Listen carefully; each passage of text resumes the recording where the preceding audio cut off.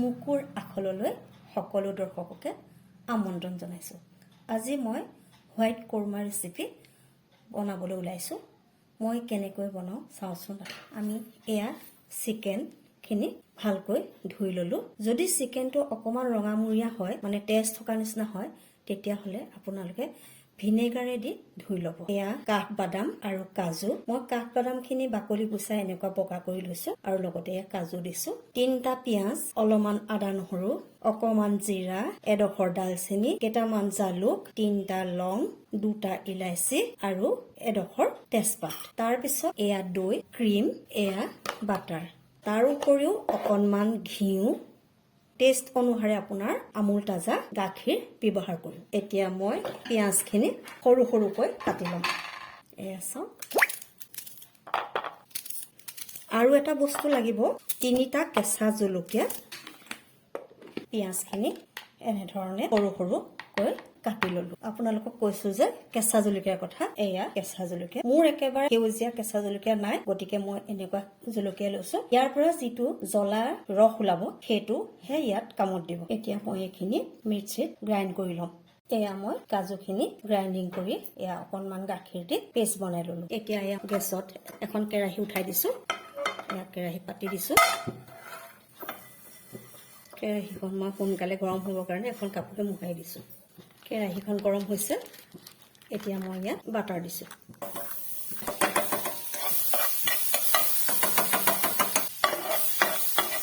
বাটাৰখিনিৰ ওপৰত মই যিখিনি শুকান মছলা আছিলে সেইখিনি মই দি দিছোঁ। তাৰ ওপৰত মই ইয়াত কাটি থোৱা পিঁয়াজখিনি দি দিছোঁ।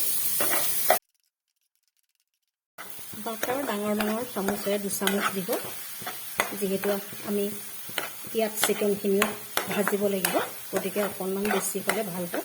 এতিয়া ইয়াত পিচি থোৱা আদা নহৰুকণো অলপমান দি দিব। আদা নহৰু পিঁয়াজৰ কেঁচা পণটো শেষ নোহোৱালৈকে অলপমান ভাজক, কিন্তু ভাজিবহে, একেবাৰে ৰঙা কৰি নেপেলাব, নহ'লে হোৱাইট চিকেন কোৰ্মাৰ যিটো টেষ্ট বা যিটো টেক্সচাৰ সেইটো দেখিবলৈ পোৱা নাযাব।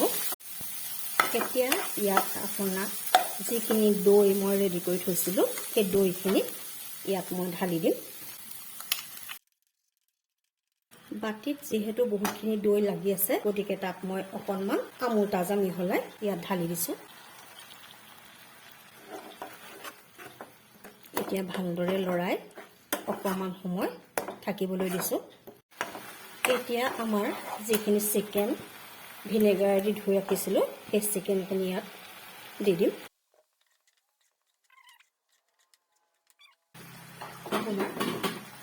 টেষ্টৰ অনুসাৰে নিমখ দি দিছোঁ। এয়া নিমখ। আপোনালোকে যদি অকণমান বেছিকৈ নিমখ খাই বেছিকৈ দিব, নহ'লে জোখমতে দিব। 5 মিনিট হৈ গ'ল, মই ঢাকোন দাঙিছোঁ।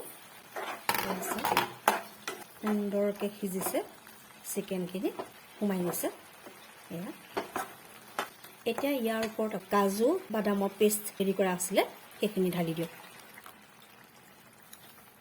তাৰপিছত ভালদৰে লৰাই দিওঁ। এতিয়া গেছৰ ফ্লেমটো অকণমান বঢ়াই দিওঁ। এতিয়া মই এয়া ঢাকোন দাঙিছোঁ, চাওকচোন। এতিয়া মই ইয়াৰ ওপৰত এয়া জলকীয়া, মই যে কৈছিলোঁ গ্ৰীণ জলকীয়া, এনেধৰণে কাটি দিম। কোনোবাই যদি একেবাৰে জ্বলা নাখায় তেতিয়া নিদিলেও হ'ব, অকল মিঠা মিঠাকৈও খাব পাৰি। কিন্তু আমি অকণমান জ্বলা ভাল পাওঁ, গতিকে আমি জলকীয়াকেইটা ধুনীয়াকৈ কাটি দি দিছোঁ আৰু এতিয়া অকণমান সিজিবলৈ এৰি দিছোঁ। 2 মিনিট ঢাকি দিছোঁ। এতিয়া মই এয়া ঢাকোন দাঙিছোঁ। 2 মিনিট হৈ গ'ল। ইমান সুন্দৰ দেখা গৈছে চিকেনখিনি। এতিয়া প্ৰায় হৈয়ে গ'ল। এতিয়া লাষ্টত এটা বস্তু থাকি গ'ল, কচুৰি মেথি। আমাৰ ঘৰত যিহেতু কচুৰি মেথি খাই সকলোৱে বেয়া পায়, গতিকে মই কচুৰি মেথিটো স্কিপ কৰিছোঁ। মই ইয়াৰ ওপৰত এয়া অকণমান ঘিউ দিছোঁ।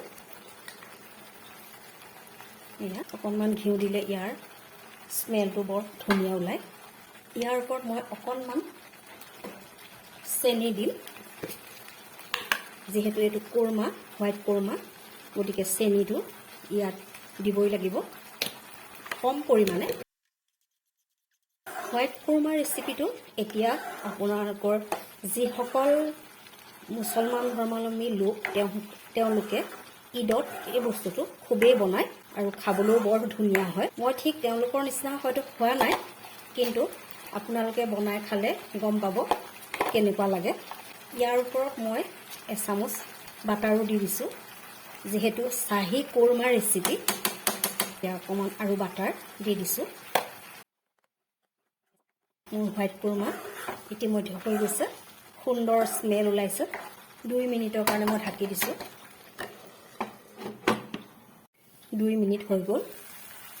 এতিয়া চাওক, চাইডে চাইডে আপোনাৰ ঘিউখিনি বাটাৰখিনি আঁতৰি গৈছে, পাৰফেক্টলি হৈ গৈছে। ইয়াত একেবাৰে শেষত দিবলগীয়া বস্তুটো হ'ল আমুলৰ ফ্ৰেছ ক্ৰীম। ক্ৰীম দিয়াৰ পিছতে বাৰ্ণাৰটো অফ কৰি দিছোঁ। এতিয়া এয়া মোৰ কোৰ্মা, হোৱাইট কোৰ্মা কমপ্লিট। এয়া মোৰ হোৱাইট কোৰ্মা কমপ্লিট হৈ গ'ল। আপোনালোকে বনাই চাবচোন বাৰু, বনাই খাই চাব। খাই কেনেকুৱা পালে জনাব কমেণ্ট কৰি। আৰু চেনেলটো যদি ভাল লাগিছে লাইক শ্বেয়াৰ কৰি দিব। কোনোবাই যদি ছাবস্ক্ৰাইব কৰা নাই ছাবস্ক্ৰাইবো কৰি দিব। ধন্যবাদ।